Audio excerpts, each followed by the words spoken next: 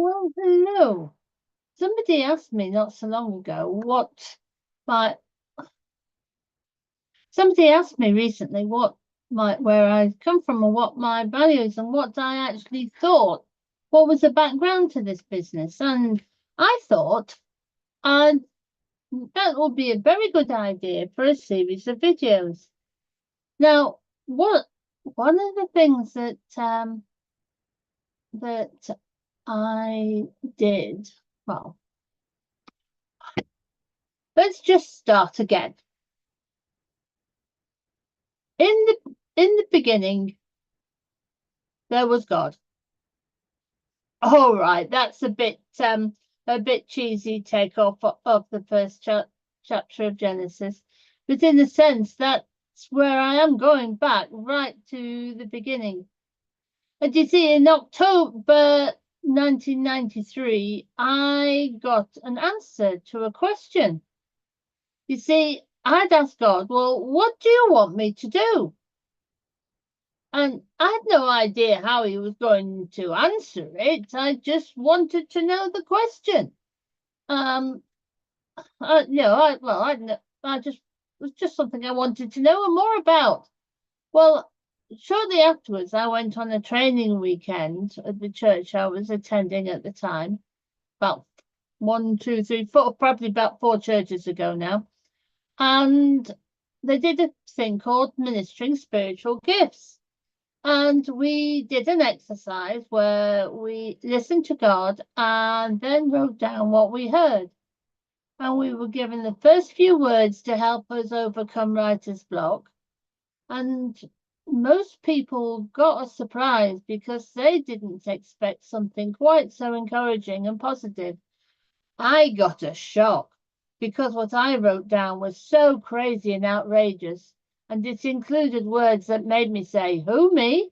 and then look behind me to see if it was about someone else.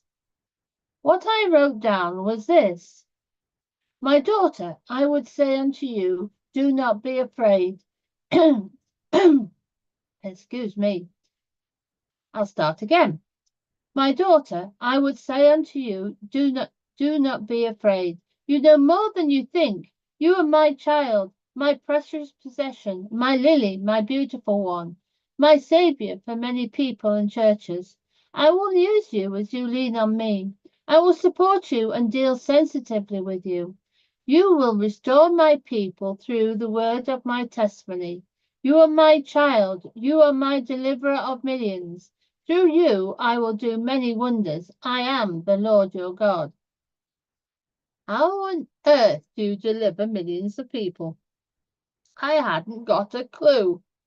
Well, 30 years later, I've got some more ideas about that and how that works, but it really was, left me flabbergasted, I suppose you'd say.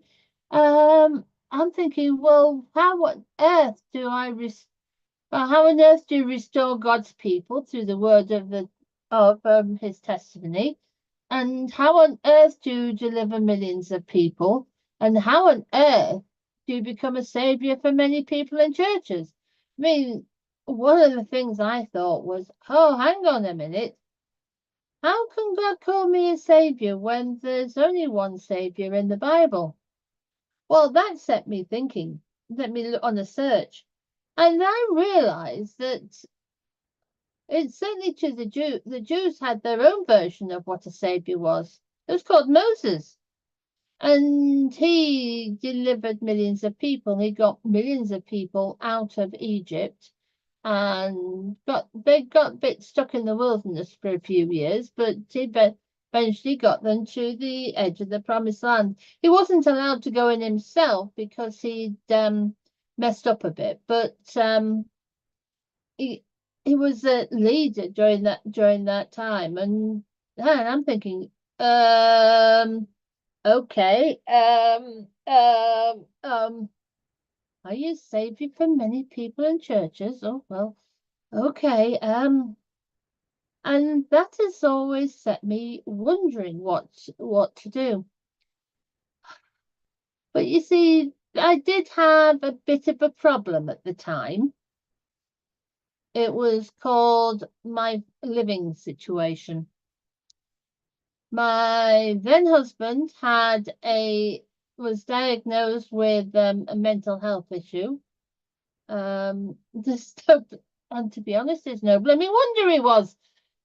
His behavior was unusual to say the least. And the church wasn't somewhat out of its depth giving me a helping hand. I remember going to see people, asking somebody in the church, an older gentleman who I thought might have seen a little bit of the world, but through the as a minor, and he said, and I asked him a question about my husband and what was going on at home, and he didn't know what to say. It was totally beyond his experience, and that's what I found again and again. What I was sort of dealing with on the home front was totally beyond what most people in the church had any experience of. And I'm thinking, how do I get through all of this and that? And this went on for about 20 years. As you can if you can gather, the fact that many people in the church were out of their depth when I asked them for their advice, I didn't get very much sensible and practical advice. I got a whole load of, oh, we'll do this. And I'm thinking, yeah, that might work in a marriage where somebody hasn't got the same sort of diagnosis as my then husband had. But how do I, but if I do, but in this situation, it'll not make things better, it'll make things worse. And that happened more than what, again and again, to be honest, because people just didn't understand and didn't appreciate where I was coming from. I learned a lot about that, about working out exactly what somebody's problems are, because if you don't know what somebody's problem is, you can't make a right diagnosis, and if you don't make a right diagnosis, you can't give the right prescription, and give the wrong prescription, you people get even deeper and deeper in a mess. And things got worse and worse with that. Well, I can say it was about, after 20 years of getting in that sort of difficult, sticky situation, I went away for a training weekend. I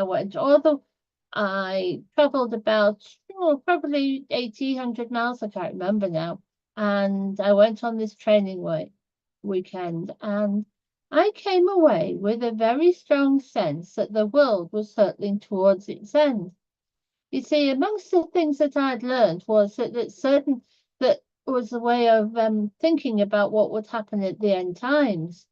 And I was thinking, oh, things are all right, because the next set of events that are on that timetable are nowhere near happening, are they? I get to that training centre, and I find somebody saying, oh, yes, those things that I was looking for, they've actually happened. And I'm thinking, oh, this is getting serious now. If I don't actually do something, I'm going to be stuck in the same place when the world ends as I am now. Nothing's going to change. I'm going to be stuck.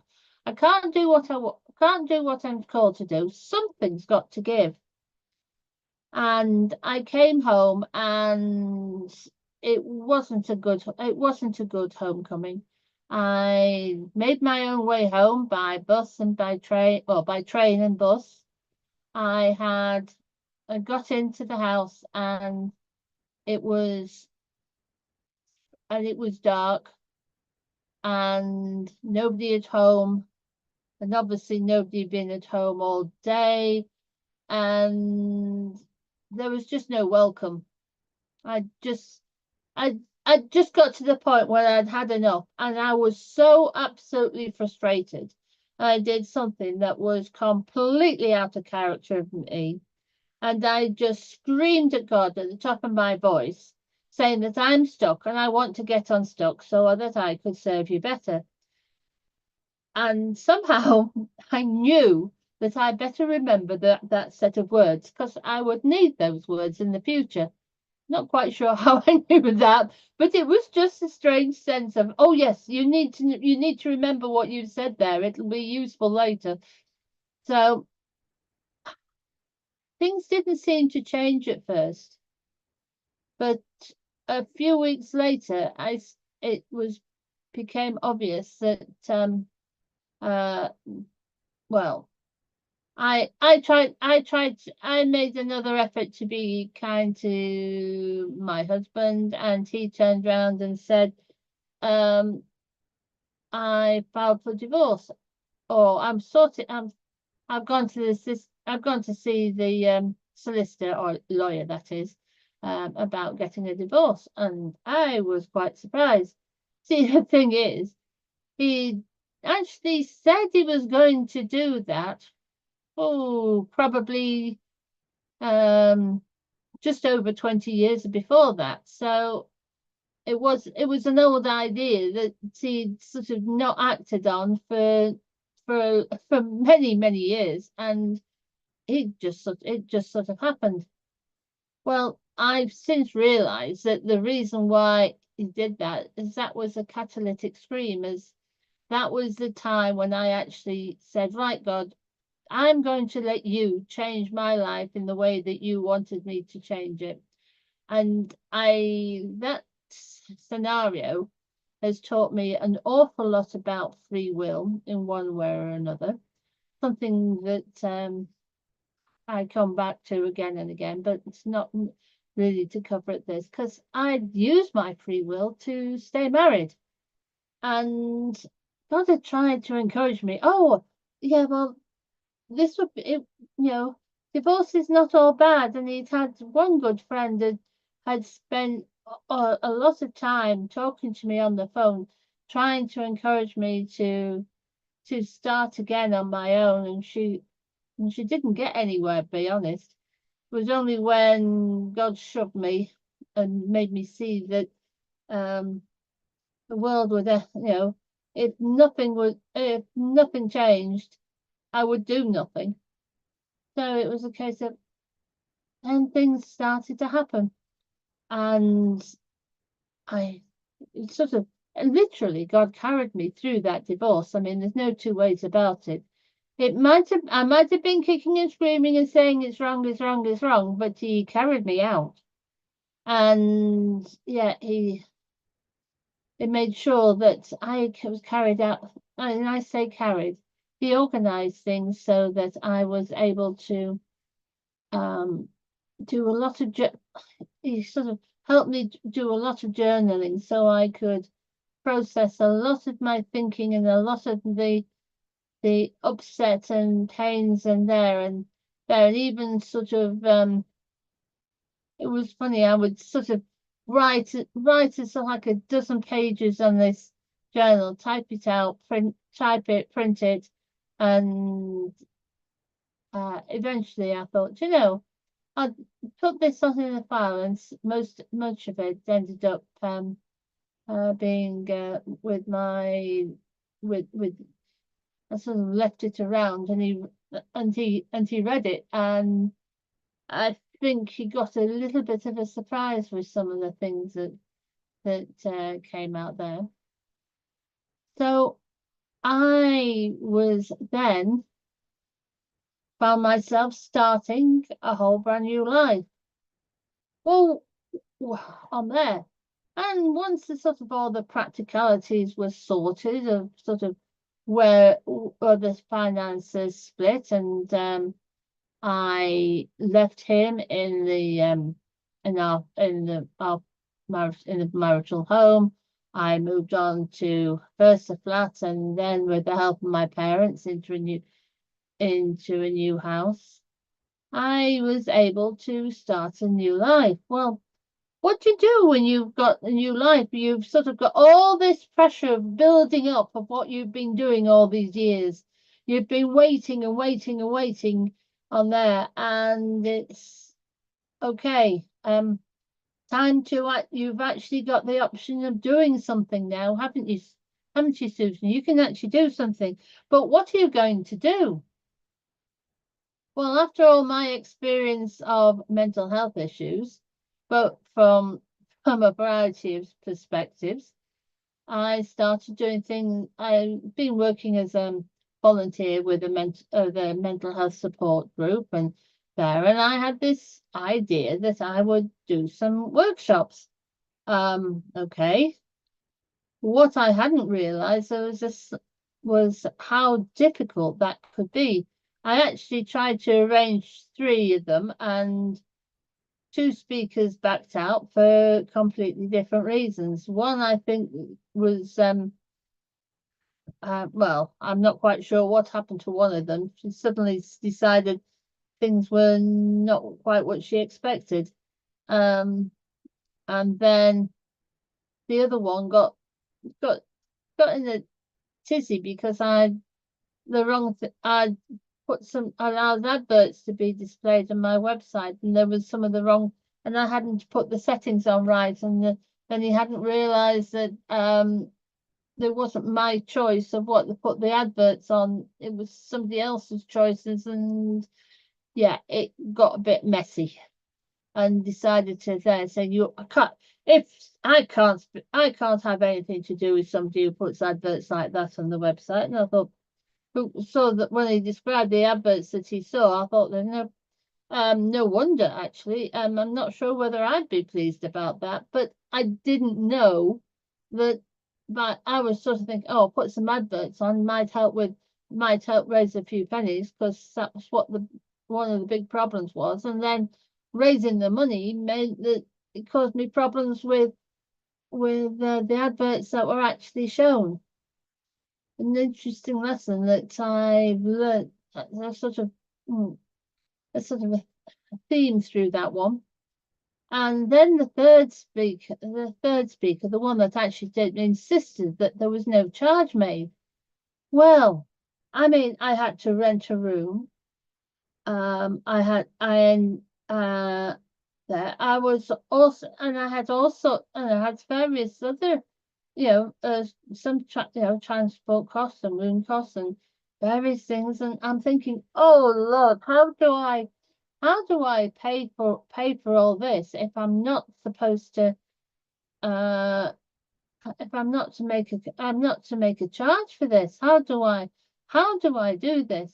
Well, somebody actually gave me a gift, and I gave the guy, actually I didn't even keep the gift that I'd been given. I used it to buy a book token to give to the guy that actually did it there, because he did all he got out of it was the book token that somebody else had given me a donation for on there. And I was stuck around with the money thing, and the money thing was causing me a big issue.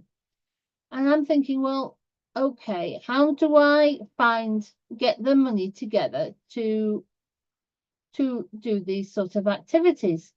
And I'm thinking, well, yes, I'll do something with grants. Well, Susan was talk about green around the girls, or a tenderfoot, or complete innocent out of her depths. She was trying to organize this, and yes, she found herself very much out of her depth with this, and it was just that nothing actually happened. See, the first problem I found was that I needed to get a legal structure together. And the only legal structure I could use was a community interest company or social enterprise. Because it was just me, I couldn't set up a charity on there, but I could set up a community interest company, because you only need one director to run a community interest company. So it's the only thing I could do. So I'd set up this community interest company and tried getting there, and the funding just didn't come. So it just I was so green, I couldn't work it out. I hadn't got a clue what I was doing, and I made a complete mess and a complete hash of it. And I was so far out of my depth. I thought I had an idea what I was doing, and looking back, I hadn't got an absolute clue about it, and I hadn't gone around, I hadn't gone anywhere to get any, hadn't chased after anybody to get any help. I thought I was able to do it by myself. I made a mess of it, and I got really, and after trying and trying and trying, I sort of came to the conclusion that finding grant funding was not my strength. It wasn't something I was particularly good at. So the issue then became, well, how do you fare? And only thing I could think of doing was I'd seen so many things about setting up, how easy it was to set up an online business. And of course, oh, well, yeah, try doing that instead. Oh, that was another set of challenges because I learned a whole load of things about, I mean, I was able to put together a half decent website. I'd done that before there, and I learned a few things about doing websites already in there because I'd actually, even the tail end of the marriage, I'd actually set up a couple of websites of my own. So that was not a hassle on there. So I'd got on there and I'm thinking, well, got to try and do something. And I tried a few different things and nothing really took off. I tried to get support from the church, and that's another story in itself on there. I could tell you a whole list of them. On there, I had a whole load of issues of there of lack of understanding, lack of appreciation, lack of practical support, um, all sorts of on there. And then I just never got it. It was one challenge after another. I didn't know why it wasn't working. I didn't have, I was around a lot of people that were sort of, I look back, I was around people who were not particularly skilled teachers in their own right, and to be honest, were more about making money for themselves and serving other people. And because of that, they weren't there. It was sort of, yeah, well, there wasn't, I tried, but there wasn't the help. And I didn't know that the biggest issues were up here. Yep, that was where the biggest issues were, but I didn't know how to fix them. I hadn't got a clue. And I just kept on going round and round in circles. And I'd got this community interest company and I was trying to do things. And I didn't really have the understanding about what I was doing that I do now. And it got a mess. And then I went down to see my family and I came back and I'm thinking, I'm homesick. I've lived away from my family for decades, and suddenly I was starting to realize I was getting homesick. I didn't like I just found it so difficult to leave my parents who were not getting any younger, leave them behind and drive 3 or 4 hours back home. And I just got back home one day and said, you know, I why am I putting myself through this? Why don't I move? Why am I staying here? And I spent a day or two thinking that through and thought, you know, I cannot come up with any good reason for me to be staying up in this area away from my family. Oh, you know, 150 miles away from my family. What am I doing here? So that's when I decided to move. well, if there's no reason to stay, yep, but why not move? So I moved across, like I say, 150 miles to a place. It was a bit of a trial because it took 2 years to actually sell the house that I was living in on there. And I just, nothing on there. And I moved to there. I mean, I'd written I'd written, the book, find, um, oh, what's it? Find your purpose, love your life, and the manifesto that is not for wimps. I'd written those, and then so I kept me going. There was sort of the teaching and the ideas that that God was showing me. I was putting into books, and He was helping me by putting them into books, and so that I would have materials for later. At least that's the way I saw it. And I and I just kept on, oh well, that's not working, that's not working, that's not working. And there's really, I just going round and round in circles, wasn't sure why things weren't working, what was going on, how it was there. And it's just going round in circles, just absolutely messed up, quite frankly. And there was nobody around to get to say, oh look, what you need is to deal with these mindset issues. What you need is to deal with these old, get this healing and deliverance and mindset and all that there. And I didn't really sink in that's what I needed.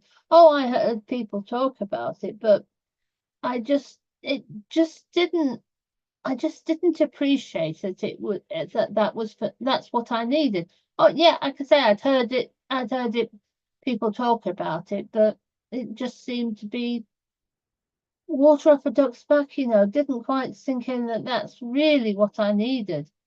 And it just didn't work, didn't seem to fit. So I came back after and sort of landed in the house where I'm filming this in, and I kept on going. Well, after I'd been in this house for about a year and got all my stuff back together again, because I had a whole load of stuff in store, and it took I was had land oh it took I actually didn't get all the stuff out of store for the first 10 months that I'd landed down here, believe it or not. And I went to church. I found myself a church like the one I'd been to before, and I was quite happy there. And we went into talking about on that.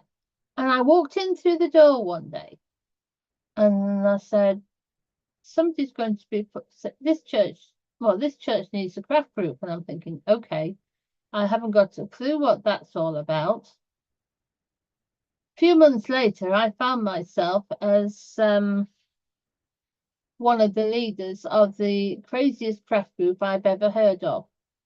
The people that we were serving in the who came to the craft group, half of them were support workers or professional carers or whatever you want to call them. And the other half were people with profound learning disabilities.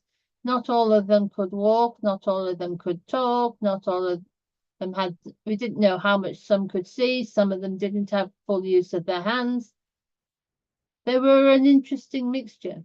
And we kept that craft group going for 5 years. You get more, there's more of the story about that in the Crafting a Healing Journey for People and Places book on there. That's got all sorts of things in. See if I can find a picture of it. I should be able to. Let's see if I can.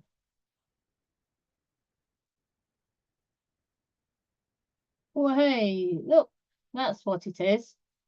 That's what it looks like these days. Crafting a Healing Journey for People of Places. ideas for expanding the kingdom of God, starting with the craft group that transforms people and improves communities. That's on there, and there's a whole load of things. A good half of that book is what we learned from setting up and running that craft group. But you see, that craft group didn't last. It lasted 5 years, which is a good run. But then I decided it was time to move on and do something else. Okay, so I had been told a long time before that the best thing to do when you've got looking for something to plan is to come up with, is to draw up your plans, and then even if you want to do it by yourself, for yourself, if it had anything that could be connected with the church, you had to give a copy of your plans to the church leadership. It would be your project and what you wanted to do and what you were planning and what you were organizing, but you had to make sure that they knew what you were doing and they had that they were looking through the plan and they were doing that. Well, I didn't get round to doing the plan properly. I did I put an early version of that book on gave that to the minister. That turned out to be a really big mistake. Neither of us knew each other very well at that point. He'd only been in the job a few weeks on there. He's on there, and 10 weeks after he started the job, he made some he sort of was telling me how to make a start with this project. The first thing I had to do was I had to set up a charity that was controlled by the church. I'm thinking, no, that's not right. In fact, I actually wanted to do my dream was be sort of like to have a discussion and to talk over what came next. He had no intention of having a discussion about what came next. He knew what was coming next, and it was his way or the highway. I either set up a charity that the church controlled, or then I was so traumatized by that, because like I say, I was wanting a discussion. I was wanting to talk to them, but he wasn't willing to talk. He'd made his choices, and I had to do it. And if it was going to be with the church, I had to accept his choices. There was no alternatives. And I'm thinking, God, how do I get out of this mess? And the only thing that I thought, the thing that came to mind after that was tell them it's too early to set up a legal structure. And I'm thinking, God, I'm thinking the next thought that came into my mind is delayed obedience is still disobedience. And I'm thinking, I can't say that, but there's nothing else I can say in this situation. And that's how I managed to get out of the room. And I came home and I sobbed my heart out. That was a Monday morning, and I came home and I sobbed my heart out on the afternoon and evening, and even into the Tuesday. I was a mess. I looked at what the consequences were of setting up a charity for me personally, and quite frankly, they didn't bear thinking about. Because he'd made the decision based on his assumptions and based on his struggle that he had to talk to me and to listen to me, he actually told me to do something which to my mind was highly destructive, totally wrong, and would cause me no end of problems, the problems I just did not want to have to face. And yes, to say I was unimpressed is another is it's definitely an understatement. I really didn't do really didn't uh it did absolutely nothing for my relationships with the church, and it didn't do much in relationship with my relationship with the church leadership team, because I wondered how on earth they could allow me, they'd known me for 5, 6 years at that point. How could they actually say and do, allow something like that to happen to me? Part of the role of a church leadership team is to act as a buffer between the members and the minister. And they're not supposed to let the members get hurt by the minister and the ministers get hurt by they're the buffer, they're the bit in the middle. And there they were siding with the minister, and I wasn't getting it. And I was absolutely ripped to shreds. And it actually took me a long, long time to recover, to be honest, from that. But at that point, in one sense, COVID came to the rescue in that sense, because it wasn't long after that conversation that we had to everything the whole craft group disintegrated anyway because of COVID, and it was strange. It was one week. It was well, the managers are having a meeting tomorrow night, and they're going to work out the plans for what's going to come next. And the following week there was nobody turned up, because and lockdown was so close to be on the horizon. They weren't taking anybody anywhere, and the whole thing had gone, just vanished. Lockdown was not kind to me. I was so hurt by the way things were going with the church, and the fact that, and all this thing about staying indoors and not being able to go out, really messed with my head far more than I thought it was doing. I thought I was coping pretty well at the time, but I look back and I think it was that was a tough time. I mean, I've been through hard time, not that dissimilar to that years before. When I and it was 6 weeks of heavy snow on the ground, and I couldn't get out, of the house. And I could only get out of the house on a weekend, but on there, and I was on my own pretty much all day, sort of Monday to Friday, and then my husband was around on the afternoon on the Saturday, and we would go out to then I'd have some company on there. But this COVID really really